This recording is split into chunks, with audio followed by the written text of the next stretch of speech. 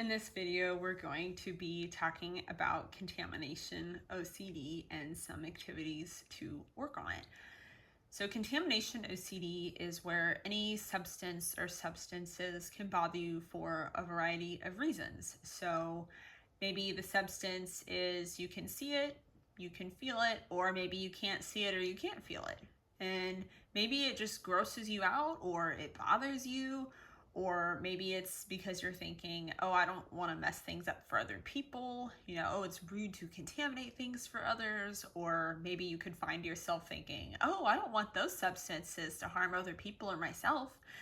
So you could end up feeling like, well, I have to use the items that are contaminated because otherwise, I don't want to waste items. And if I did, I'd feel guilty. Or, you could say, well, I am not going to use the items that are contaminated because it's gross. Or you could say, so remember, actually, let's go back for a second. Remember how I had talked about, there can be other real things besides OCD. And so one example, let's just use an example that's kind of easy to visualize for contamination. So I'm just gonna make this example here. So let's say that you had some clothes that got mud on them. And well, if you don't wash the clothes and you just dump them on the ground, and they visibly have mud on them and they smell bad because of whatever, okay. And let's throw the shoes in there too. Those are also muddy. Well, guess what? Later that week or the next week or a month later, they're still gonna smell bad. They're still gonna have mud on them. And so obviously, you would be, wanting to wash those and, whether it's by hand or a washing machine, whatever you have available. But the thing is, once you wash something and you've cleaned it, that's what you're wanting to do, right? It's just wash it and then it's done. But if you're thinking, well, I have to do extra things in order to make sure it's clean. And so remember that, make sure, how I talked about that in another video, okay, reassurance. Or if you're thinking, oh, I have to do extra things, and then you're still doubting if it's clean, and it's really, or if it's really stressing you out to clean them in the first place. And so these are all things that can be red flags for OCD. And kind of going back to the beginning of this example, when you're like, actually, I think I'm actually just going to leave these here on the floor because I think it's contaminated for whatever reasons. And so that's actually avoidance to say, I'm actually not going to wash these muddy clothes and I'm not going to touch them and I'm not going to wear them anymore. I'm just going to leave them over there so I can deal with it later. Or if you even deal with it at all, right? Because we all know that when we say we're going to deal with it later, how about that actually means we're not going to deal with it at all, right? That's what we're thinking. So kind of tying these things together that we've been talking about. Okay, so earlier when we talked about there can be contamination triggers, and then it could be affecting things that aren't even directly related to those triggers, so we talked about that in an earlier video. For example, it could affect things like sleeping or going to the store, making food, getting your work done. So what can happen is you could feel like, okay, these, items over here, like these clothes and shoes, they're messed up and they're, contaminated. And so, and then you're thinking, it's actually not just these clothes that had mud on them and smelled bad. It's something else. And so anything that's where it's like quote spreading, that can be a red flag for contamination. So what I mean by that is with the spreading is if you put the items that you think you're contaminated on something else, and then you're like, oh, well, now that other thing is contaminated. Or if you touch the item you think's contaminated and you touch something else, and then the chain can keep going and going and going.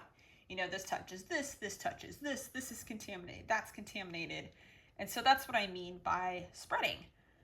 And so that's a red flag for OCD.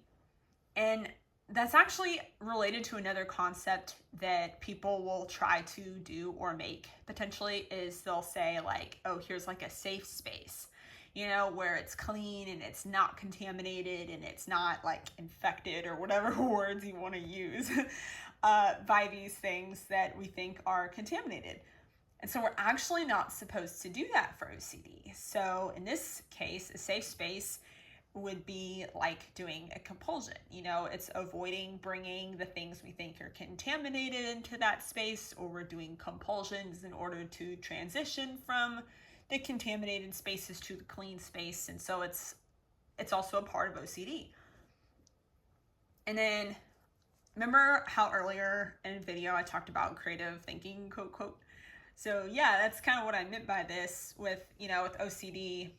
And so in this example, just to keep it focused on contamination, if you're thinking, well, I do want to point out here, this actually could apply to any OCD theme, but let's just stick with contamination. If you're thinking, oh, well, here's this thing that bothers me, and I'm just going to do all these different compulsions to still be able to function with those triggers. But really, again, those are compulsions. And so that could look like anything. So creative thinking is like, I'm going to change the way I do something in order to accommodate OCD. And, I'm just going to do more compulsions. Or if I just do it this way, then it'll be fine. Or if this gets messed up, then it won't work, and anything like that. And so what can end up happening is there's more obsessions and more compulsions and more themes and more things just kind of adding and adding and adding. And so treatment is really important. And I say this in a validating way, because if you find yourself like, wow, just more and more things keep adding, I just want to validate it for you that that's actually what the condition does. And regardless of all that, you can still see improvement with treatment. So I just want to encourage you to stay positive and keep going in a positive direction. And I do have a couple more points for contamination OCD. So to kind of summarize this, we don't want to avoid using items that we think are contaminated, whether it's like let's use the mud example, or, oh, there's a spot on this, or a stain, or if something's spilled on it, or, with your clothes, you just wash the clothes the way you normally would. You don't say like, oh, let's add more soap, or let me do extra this or that, or, this cleaning product. So we don't want to do those things because that's compulsions. And I do want to point out, like, people could actually have sensitivities to certain fragrances or soaps. That's not OCD. It's always a good idea to see a doctor about any questions or concerns. And if you need to do extra rinses on clothes or showers because of sensitivity and irritation, definitely do that. So that's not OCD. And kind of differentiating between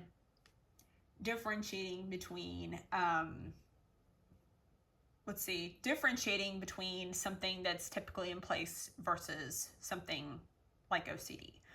So let's say at your work, there could be questions you have and protocols you're supposed to follow, and it's always a good idea to ask about those things to get the information. And so, for example, if they have a dress code, like you're supposed to wear this type of clothing or this type of shoe, but if you find yourself overly anxious over a lot of different questions that you have, such as, what if my clothes get messed up? Or what if this thing isn't clean? Or what about this or this or this? That could actually be signs of generalized anxiety within different themes of OCD. And so that's where the things could either revolve around contamination or other themes as well. And so remember how earlier I had talked about it's not just a matter of changing how you do things. And so, yeah, for contamination, let's say that showers take too long for whatever reason. And so you don't want to be like, I just need to be more organized, or set a timer, or look at a clock. Because at some point, again, if you have sensory sensitivities and you need to rinse your skin extra because the soap is irritating your skin, well, that makes sense and that's fine. But here's the differentiating factor. If it's for the reason of, oh, let me wash again because I think my skin is still dirty, then that would be a compulsion for OCD. And if you're like, I'm not even going to use this item because what if it got dirty? And so let's take the mud on the clothes example again. You put it on the ground and you're like, oh, well, there's mud on the ground now. Okay, but you can clean it up. But if you're like, well, that's hard to do, or I can't do that, or I won't do that, But that's why therapy is really important. And so the thing is, if you're like, oh, well, I don't even know if the mud got on this other item over here in the living space, and so I'm just going to assume it did, and I'm not going to use it. That would be avoidance. It's part of OCD, and it is an assumption. And so honestly, like, that may not even be something that happened. And so with OCD, we're talking about contamination, but this generalizes to any theme or combination of themes. So with OCD, it'll make something that maybe it could happen, and it'll be like, well, it definitely happened. And then it's over here, and it's your fault, and you're such a bad person, and you meant to do this thing, and it just makes up all this stuff, right? Like, oh, you definitely did this thing definitely happened. And so, like, that's not true. And it's not anything about your character. It's not a character problem or an effort problem or a you need to work harder thing, nothing like that. And so I do want to make a quick point here that magical thinking is something that's not going to happen. Your brain thinks it is, but it's not going to happen. But then there are other things in OCD where it could potentially happen, So if you got mud on your clothes and you put the clothes on the ground and, could the mud also get on the ground? Sure, of course. It could get on the floor. But we don't want to, in this example, OCD would be like, oh, it's definitely on the floor. And so we don't want to listen to that. And it definitely tracked all over the floor and the whole floor is dirty, It was just in this one spot and you'll think, oh, my feet and my shoes, they tracked it everywhere. So again, this is the spreading thing. And it's assuming. And if eventually, you remember how I talked about the spreading thing? This touches this, touches this. Okay. And so then if it's end up like, oh, it's on every single square centimeter of my living space, and, maybe it did track in a little over here, maybe it didn't, but OCD will tell you it definitely everywhere. So it's just kind of an example to tie all the different concepts together. And so a couple of other things that involve contamination OCD. And so we want to do the activities that involve contamination and, not just using the items, but doing the activities, because sometimes it's just activities. It's not just a specific item. And so we don't want to do avoidance. And so, after this, we don't want to, like, oh, I'm going to avoid using my phone because I think it's contaminated, or, oh, but let me like wash my hands between using the phone and doing something that's quote, quote, clean, because that's still doing a compulsion. And so there are situations where you can wash your hands, and you should, and it's a good idea. If you're cleaning up after a dog or a kid, if something's spilled, or if you're cleaning the house and there's different residues, or if you're preparing food, or like after going to the restroom, or if you get a cut, or you're, caring for people, caregiving, providing medication, or helping them with hygiene things, right? And so those would be situations where it's not OCD and you can wash your hands. But the thing is, here's the difference. It can actually get to the point of, just to make a little example here, where someone could be washing their hands several times in a row and in between touching things. And that is where the thing I talked about earlier about if you find yourself running late to places, it could potentially be due to OCD. And so again, it's not just like, oh, I need to be more organized with my time, or do more compulsions, or do this, or get up earlier to accommodate more compulsions. Nope. And, we don't want to have safe spaces, so we don't want to like, let's do compulsions in between touching this thing and this thing. And, if we're, like, okay, something drops on the ground, you can pick it up and use it. And so, we don't want to avoid it. We don't want to give into contamination. And, going back to the cleaning example. So let's say you're cleaning the house and there's a lot of dust and bugs and who knows what else, right?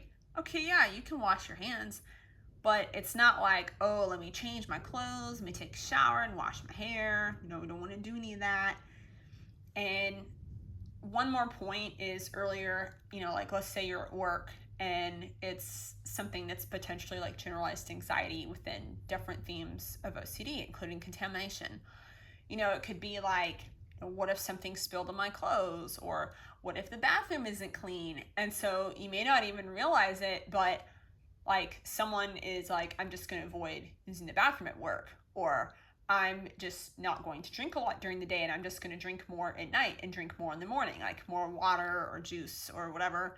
And at those times, you don't do that. You don't want to get dehydrated, and we don't want to avoid using the bathroom. And so, some of these things can seem like logistical issues, and there may be some logistical issues also, but some of it can actually be contamination OCD. And so, yeah, we just,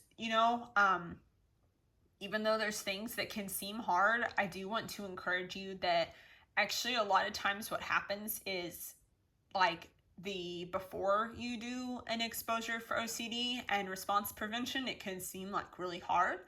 But then after you do it, you're like, hey, this is a lot easier than I thought it would be. And even if it's not, that's okay. Like, you're still making progress, and you're going to get there, and you're going to keep making progress and just keep going in a positive direction.